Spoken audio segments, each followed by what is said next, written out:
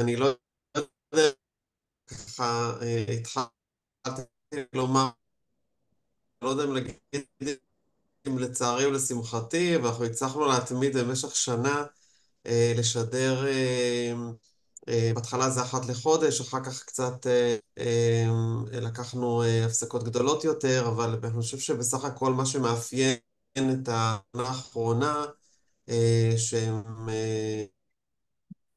מלחמה ביכולת שלנו לנהל שגרה, נקרא לזה רצף תפקודי, באקלים כזה של מלחמה, ואחד הנושאים שככה באמת חשבתי שאולי פחות נגענו בהם, זה הנושא של המשמעות, איזה משמעות אנחנו נותנים בעצם למצב הזה, ואיך זה משפיע עלינו.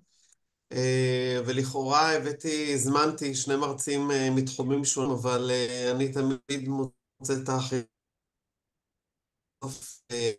טוב, אנחנו כבר יודעים גם מהפילוסופיה היהודית, ובכלל מהיהדות, שהכל זה בסוף אחד. נכון, צבי? נדבר על זה. אבל באמת, אני רוצה ככה שאנחנו נפתח ונציג אותו, נושא של על משמעות ומשבר. ובהמשך אנחנו נדבר על בתקופת מלחמה לילדים וילדים עם הפרעות קשב ולמידה, איזה משמעות אנחנו כהורים נותנים לתקופה הזאת, איזה משמעות אנחנו מתווכים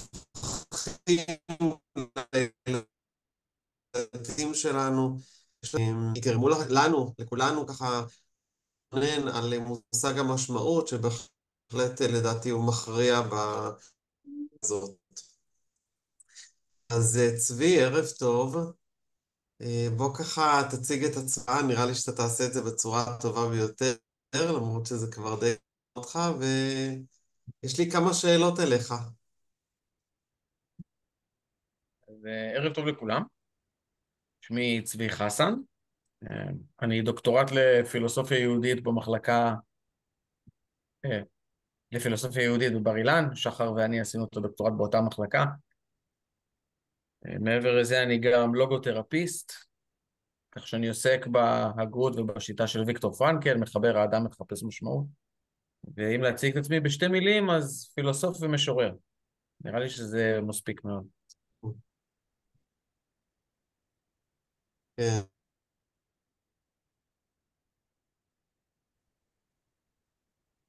אז כן, שחר, וגם דברים שהוא כותב, וזה בהחלט מעניין ומתק. ובאמת אחד הדברים שחיברו אותנו, לדעתי, שלמדנו יחד, זה הפילוסופיה שהיא גם סוג של לא נטפס גבוה, אבל בעצם אתה הולך שנה שני קורסים אצלנו ביחידה, אחד זה הלוגותרפיה של ויקטור פרנקל, והשני זה בשביל הרוח, שזה שיעורים בפילוסופיה ופילוסופיה יהודית, קורס יחסית קצר שנותן ככה באמת טעימות של ככה לפתוח את המחשבה ולהרים קצת את הרוח. ואני באמת רוצה לשאול אותך, מהם מקורות העוגן שלך, מתוך לפחות הלוגותרפיה בעיקר של ויקטור פרנקל, איזה כלים יכולים בעצם לעזור לנו להתמודד ככה ביום יום, לא כמטפלים ולא כמאמנים, אלא לגמרי אנשים פשוטים מן השורה, מה שנקרא. אז קודם כל, זו אולי אמירה שתפתיע כאן חלק מהאנשים, אבל גם פילוסופים הם אנשים מהשורה. אנחנו זן נכחד, אבל גם אנחנו עוברים את התקופה הנוכחית, ועם הלוגותרפיה, אם אנחנו נדבר על עוגנים ודרכים להגביר חוסן, אני אצטרך בעצם לציין, לדעתי בעיקר, שתי מילים. אהבה, ואני אגיד את המילה אהבה על כל הרבדים והגוונים שלה, זאת אומרת, אחד הדברים שפרנקל מתאר גם בעצמו, זה שבסופו של דבר האדם ניצל על ידי האהבה ובאהבה. שאלה אהבה כלפי מה? זה יכול להיות אהבה רומנטית, זה יכול להיות אהבה לילדים, זה יכול להיות אהבה למולדת, זה יכול להיות אהבה לקהילה. אני אישית כפילוסוף, זה יהיה קצת מתבקש, אני אגיד גם אהבה לידע, ואהבה להבנה עצמית. חלק מהעניין של הקורס שאנחנו רוצים לעשות על פילוסופיה ופילוסופיה יהודית, וגם הלוגותרפיה, זה לעודד חקירה עצמית, לעודד, כפי שפרנקל כינה את זה, הערה של ערכים. אנחנו רוצים לדמיין את הלוגותרפיה כמו פנס, שמאיר על מה שחשוב לנו באמת, ואגב, הנה כבר שאלה מאוד פשוטה, שכל בן אדם יכול לשאול את עצמו, ודרך התשובה לשאלה, להתחיל להתקדם לקראת משהו שיטפח חוסן, והשאלה היא זה עכשיו, כרגע, כל אחד פה, ואחת פה. תגידו לי על משהו אחד שחשוב לכם בחיים. אחד, יש הרבה, אני בטוח שיש הרבה. אחד, משהו אחד שכרגע חשוב לכם בחיים. ואז השאלה הבאה תהיה, מה אפשר לעשות? פרקטית, קונקרטית, אני לא רוצה דברים גדולים, פה זה לא פילוסופיה כזאת. מה אפשר לעשות פרקטית, קונקרטית, כדי להשיג את זה, לחוות את זה, להגביר את זה אולי, אם כבר יש את זה? אז אם למישהו חשובה הבריאות, אוקיי, משהו קטן, קונקרטי שאפשר לעשות. וזה נשמע שולי, זה נשמע זניח, אבל בלוגותרפיה אנחנו ממקמים את הערכים בחשיבות עליונה. כי בשונה מנגיד פסיכואנליזה וגישות אחרות, אנחנו לא הולכים לפי דחפים שמניעים אותנו, אנחנו הולכים לפי ערכים שמושכים אותנו. אנחנו סוג שנמשכים אליהם כמו מגנט, אל האידיאלים האלה. הם דברים שהם טובים, דברים שהם בריאים, דברים שהם משמחים. כמובן, המגנט הכי חזק זה אהבה. אז מה אני אוהב וחשוב לי כרגע? מה אני יכול לעשות כדי לחוות אותו? אני חושב שזה יהיה עוגן בסיסי מאוד, ראשוני מאוד. לא צריך להעמיק בפילוסופיה בשביל זה, צריך לשאול את עצמנו את השאלה ובוא נראה מה עולה. זה כבר יכול להיות מעניין. אני שמתי לב שבאמת גם בעבודה שאני עשיתי בתקופה הזאת עם חיילים, למשל, איך כמו שאמרו גם עמיתים בפסיכולוגיה, שאין כל כך פרוטוקולים לטיפול בניצולי נובה ובחיילים שחוזרים עכשיו משדה הקרב, או שחזרו ועוד חזרו עוד פעם, ואולי בפעם השלישית והרביעית. ובאמת אחד הדברים ששמתי לב שהם מאוד מאוד מאפשרים התמודדות אולי עם המצב, או לפחות מה שגורם לאיזושהי רגיעה מסוימת, או יכולת לבסט את התופעה של הטראומה, זה באמת העבודה על המשמעות. זאת אומרת, למצוא איזשהו נרטיב שהמטופל, או בכלל יכול להיות גם אדם שמתמודד, כמו כולנו שמתמודדים עם הקושי הזה, איזשהו סיפור שאנחנו מספרים לעצמנו שהוא מייצר את המשמעות. אז אם אתה יכול רגע אולי קצת להרחיב על זה, מה זה הסיפור הזה שאנחנו יכולים אולי לייצר? איך עושים את זה בכלל? איפה זה קיים? זה קיים בלוגותרפיה? בלוגותרפיה יש לנו יותר התמקדות במשמעות כאן ועכשיו.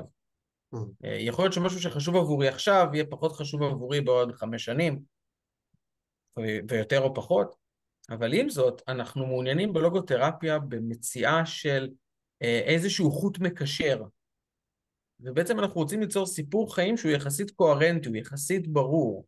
אני הייתי שם כי זה חשוב לי כי כך וכך, ואז גויסתי ועשיתי את זה ואת זה, וכשחזרתי המשכתי במערכות יחסים כך וכך, או בעבודה הזאת והזאת, ואנחנו רוצים ליצור סיפור שהוא יחסית רציף וברור. אגב, זה חלק מהמרכיבים של מה זה בעצם משמעות בחיים, כן?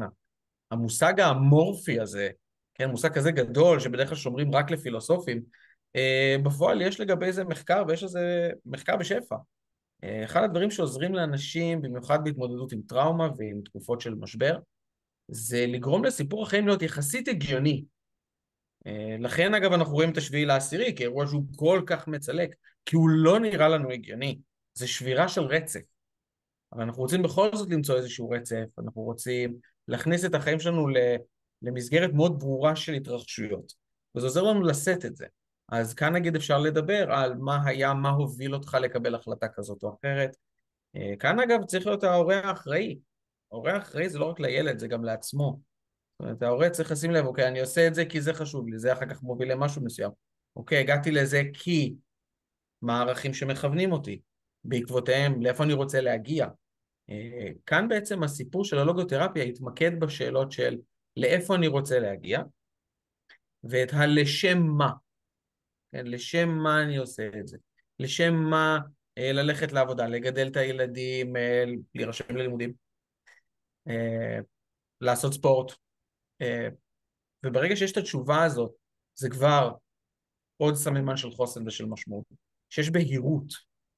אנחנו כרגע בתקופה שחסרה בה בהירות.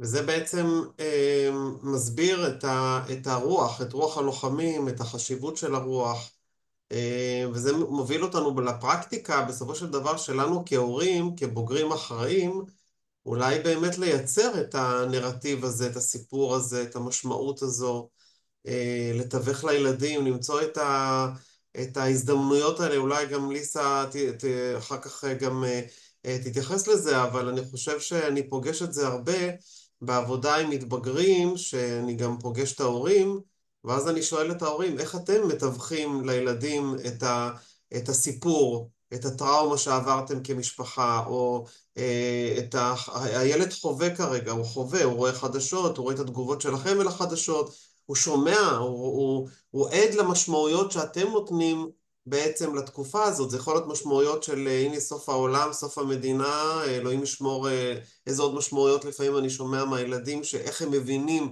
בעצם את ההורים. לעומת זאת, ילדים אחרים או מתבגרים אחרים שמספרים שזה דווקא, הם רואים את הגבורה הישראלית, הם מאמינים בצבא שלנו, הם רואים את רוח הלוחמים, זה מחבר אותם מאוד לזהות שלהם, לזהות היהודית שלהם, זאת אומרת, רואים באמת את הפערים המאוד מאוד גדולים של התמודדות של מתבגרים וגם ילדים, דרך המשמעות שהבוגר האחראי בחיים שלהם, שבמקרה הזה זה ההורים, נותנים בעצם לאירועים האלה. וזה אולי ככה באמת מחבר את הצד הפילוסופי, הלוגותרפיה, שבסופו של דבר היא גם שיטת טיפול, בסופו של דבר לחיי היום-יום, ולראות איך אנחנו בעצם יכולים רגע לעצור ולהתבונן מחדש, כי עכשיו במערכה בצפון, אני חושב שאנחנו עושים רגע ריפריימינג מחדש, רגע, איפה אנחנו נמצאים היום? מה קורה עכשיו? איזה משמעות יש למהלך הזה? איך אתה רואה את זה, צבי? קודם כל, לשיח של ההורה עם הילד, מן הסתם יש הרבה מאוד חשיבות, וגם זה הולך לשני הכיוונים. כי כשם שהילד לומד מההורה על איזשהו נרטיב, וזה הסיפור, וזה מה שקורה כרגע, אבל אולי בעצם קורה משהו אחר, ההורה מקבל את התגובה של הילד. וכאן אני חושב שמתגלה במלוא עוזה האחריות של ההורה. כי האחריות של ההורה זה לא רק על הסיפור שהוא מספר לילד שלו. האחריות של ההורה זה גם האחריות שלו על עצמו. מה אנחנו אומרים לעצמנו כרגע, ומה הסיפור שלנו לגבי זה. ובאמת יש כאן איזשהו רפריימינג מאוד מעניין, אם אנחנו נשווה את השביעי לעשירי, אם אנחנו נשווה את זה עכשיו למלחמה בצפון, שכרגע אני מנסה להבין עדיין מה קורה איתה בדיוק, אבל קורה שם משהו מסתבר. ודברים הם מחריפים או לא מחריפים, תלוי לפי כמובן מי אנחנו, כן, לפי מי אנחנו הולכים. אבל האחריות של הסיפור זה גם לדעת מה להגיד למי ומתי. ואני לא מדבר במובן הפוליטי, אני לא מדבר במובן של חדשות, כן, אלא כן, ברור. גם הילד צריך להבין שקורים כרגע דברים, וההורה יש לו אחריות מאוד גדולה על מה להגיד לילד. ואגב, גם כאן אפשר למצוא את הלוגותרפיה בדמות של הערכים וההסברים, סוג ההסברים שההורה נותן לילד. האם אנחנו מתמקדים במה טוב ומה חשוב כרגע ומה יעזור לנו ומה יטפח בנו תחושה של מסוגלות, או שאנחנו נתמקד ברוע ובדברים שהם לא נעימים או שהם נאמר בעייתיים. אז יש לנו כאן אחריות מאוד גדולה על מה אנחנו אומרים. פרנקל משתמש במושג היווני לוגוס כדי לדבר על משמעות. לוגוס, אחד התרגומים המקוריים של המושג, זה שימוש רהוט בשפה. זאת אומרת, היכולת להתבטא בצורה ברורה. עכשיו השאלה היא גם באמת, האם אנחנו בונים משמעות על ידי שאנחנו מדברים בצורה ברורה עם הילדים? זאת לא צריך לשקר להם, אבל גם לא צריך להגיד להם הכל, צריך לנסח את הדברים בצורה הזאת, שילדים גם יבינו מה חשוב, שהם יבינו מה באחריות שלהם, מה בשליטה שלהם. אני לא מצפה מהילדים כרגע לפתור את הבעיה בצפון. אני מצפה מהילדים להבין שיש בעיה, ואז צריך להירתם כולנו יחד. עכשיו השאלה מה הילד יכול לעשות. אוקיי, זה כבר נהיה שיח מעניין. מה ההורה יכול לעשות? כאן גם פרנקל הכניס את המושג של המצפון. המצפון זה לא פרויד, זה לא נו נו נו, שזה דבר רע, אלא המצפון זה משהו שמדבר איתנו כל יום, תקראו לזה אולי רחשי לב או לבטים. זה המחשבות הפנימיות האלה שמדברות איתנו ואומרות לנו, רגע, אבל זה חשוב לי, כדאי לי להקפיד על הדבר הזה. או יש דברים שברור לנו שהם חיוניים כרגע.